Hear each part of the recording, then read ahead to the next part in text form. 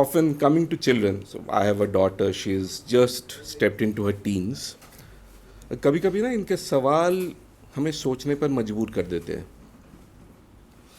और इनके सवाल बहुत आसान होते हैं, हमारे जवाब उतने आसान नहीं होते. And this is a real life incident. She is having her exams and I'm the bad cop in the house, so I was teaching her history. Okay, she asked me a question, and that triggered a poem out of me. And this often happens with me, I'm sure with many other poets. When you can't really express, when you can't really speak about it, you write a poem on this, right? The name of the poem is History Exam. It was one of those evenings when I had to pretend to be a responsible dad yet again. My daughter had her history test the next day. She was still young. She still believed that her dad knows everything.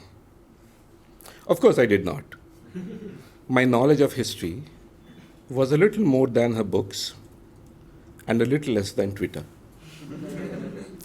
But like always, I decided to pretend. After all, it was just a test. She had to score marks, not learn the subject.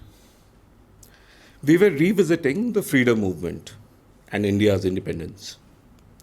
She fired her first salvo.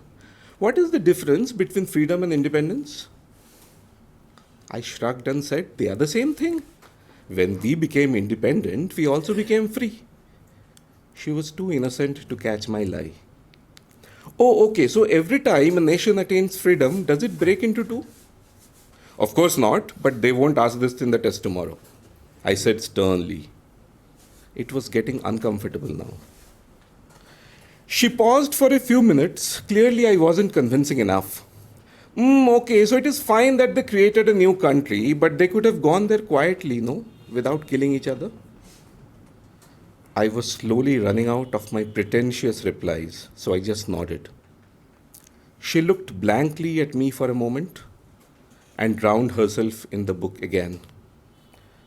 The silence between us was full of questions and incomplete answers. But I was a responsible dad. I encouraged her to learn history the way it was written in her book. After all, there are people sitting at the top who know how to define our syllabus. Thank you so much.